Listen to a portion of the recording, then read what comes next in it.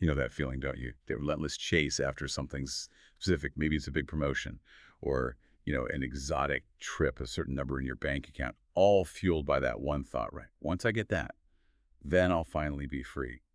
We've all been there, I think. Convinced liberation is just, well, one acquisition away. But what if everything we've been taught, everything we believe about freedom was, well, kind of off? Yes. What if genuine liberation isn't about what you acquire, where you go, or what you achieve, but something profoundly different, something internal? Today, we're taking a deep dive into some truly profound Buddhist teachings.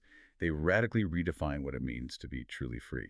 We've got a fascinating stack of sources here, and they really challenge our sort of modern assumptions about success and peace and ultimate freedom. What I found really fascinating, honestly, in these sources was this specific idea. Even with all the time in the world, complete financial independence, you can still feel restless, anxious, regretful, even fearful. That really, it made me question my own assumptions about what freedom actually looks like. So if external pursuits don't get us there, ultimately, where is this elusive freedom found? Yeah, and what's so insightful here, I think, is how these teachings just pivot our whole understanding of liberation. Pivot, good word. They assert that the very external factors we tend to cling to, things like time, money, mobility, social status. Usual suspects. Exactly. They're inherently fragile. They change constantly. Right. So if your sense of peace depends on these constantly changing circumstances, well, then true freedom. It always seems to slip through your fingers. It does. It remains perpetually out of reach. And this brings up a really essential question, doesn't it? If it's not about what you possess. Then what is it about?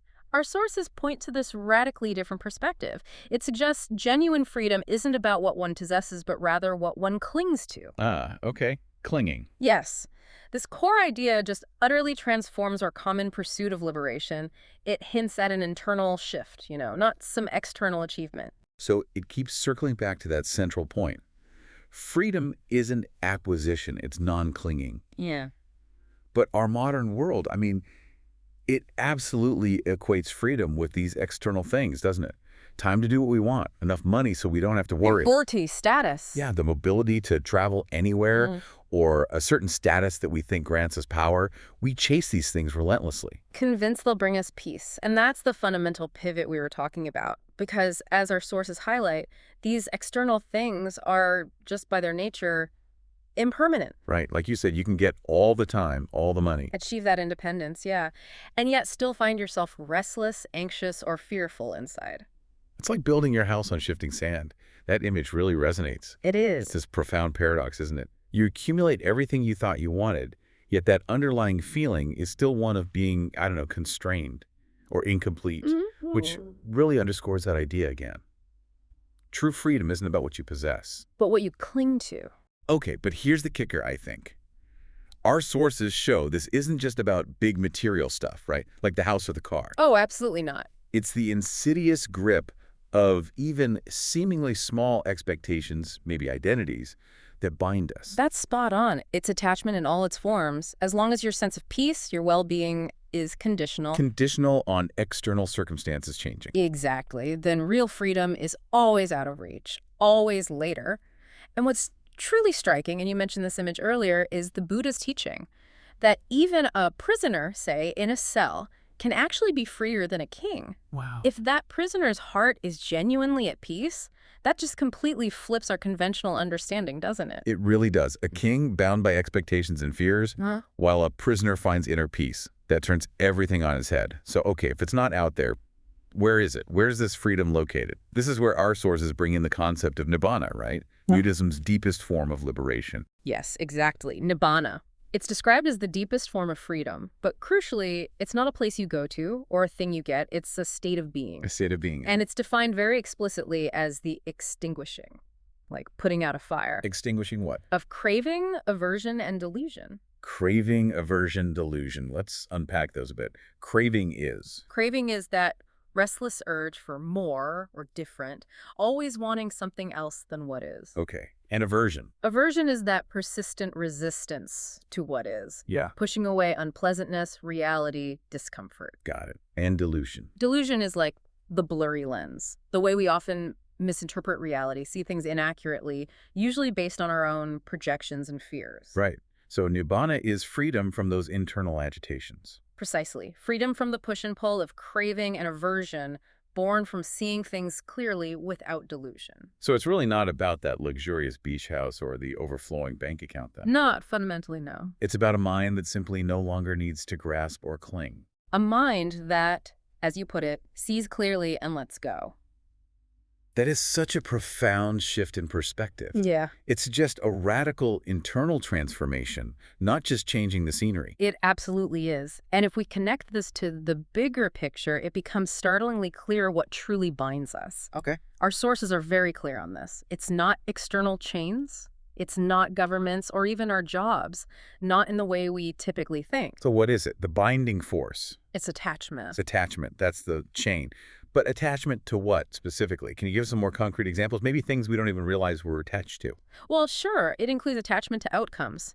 You know, think about how we constantly mentally rehearse a conversation. Oh, definitely. Guilty. Or how you insist a project must unfold exactly as planned. We get so caught up in the ideal scenario, how it should be. Right. Instead of how it actually is. Exactly. It's also attachment to identity. Identity.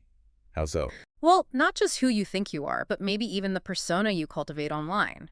Or the expert label you just can't bear to drop, even when you're learning something new. Ooh, that hits home. And crucially, it's attachment to the idea, the fundamental belief that our well-being depends on circumstances changing. I'll be happy when. Yes, that.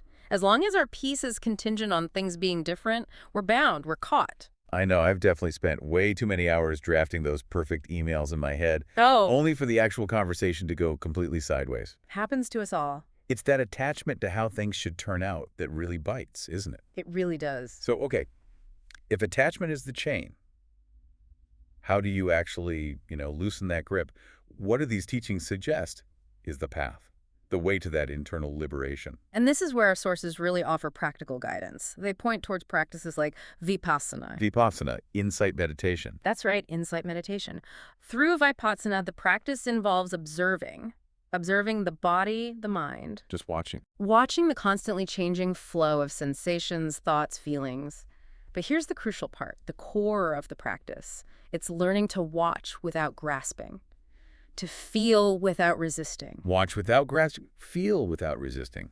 That sounds simple, but probably incredibly difficult in practice. It takes practice, definitely. But this mindful observation, this watching with clarity, it creates a kind of space. Ah, okay, a space. Yeah, like a mental space. And in that space, the mind can actually begin to unbind itself, untangle itself. It's described in the sources as a great reversal. I love that imagery. too. Because it's completely counterintuitive, isn't it, to how we usually approach problems. We try to fix, control, dominate. Exactly. A great reversal from that common impulse to control or master life. Instead of trying to wrestle reality into submission, You soften. you soften, you release, you surrender, not in a passive way, but an active letting go. It's like the Zen masters say, right? Let go or be dragged. Precisely. Which, let's be honest, sounds a lot like my mornings before coffee sometimes. I feel that. So, after all this letting go, this practice, what does this inner freedom actually feel like? It's probably not loud, right? Right. Not outwardly victorious like winning a trophy or some big celebration. No, our sources describe it quite differently, more like stillness, equanimity amidst chaos. Stillness amidst chaos. Wow. It's that steady, calm, that balance. Even when everything around you is going wild, it's a mind that can genuinely accept this too is okay. This too is okay. But not from giving up, right? Not resignation. No, absolutely not resignation. It's from simply ceasing to fight what already exists, stopping the war with reality. That's the real distinction, isn't it? It's not passive surrender like defeat. It's an active letting go of resistance. That's it. Which means Yeah.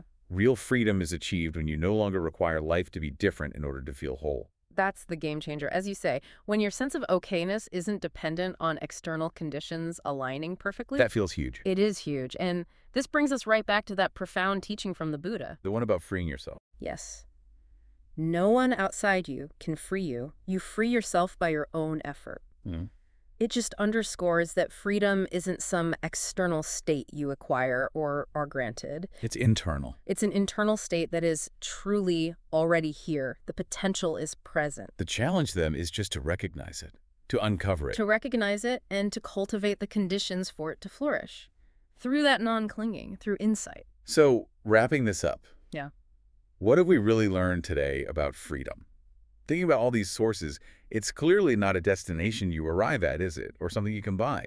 Or even a specific place on a map? No, it's this powerful internal state, available potentially right here, right now. Waiting for us to stop fighting, maybe. Stop resisting.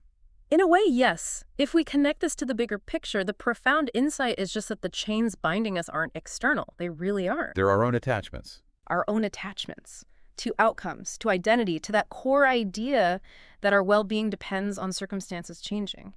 And the journey to nibbana, that extinguishing of craving, aversion, and delusion, Yeah. it really is a path of self-effort. Self-effort, no one else can do it for you. No one else, the Buddha's teaching, no one outside you can free you. You free yourself by your own effort. It just resonates so strongly here. Yeah. It empowers us, I think, to realize that freedom isn't something external we need to acquire. It's an internal state that is truly already here. The real question is, are you, listening right now, are you ready to meet it? That is a powerful thought to leave everyone with.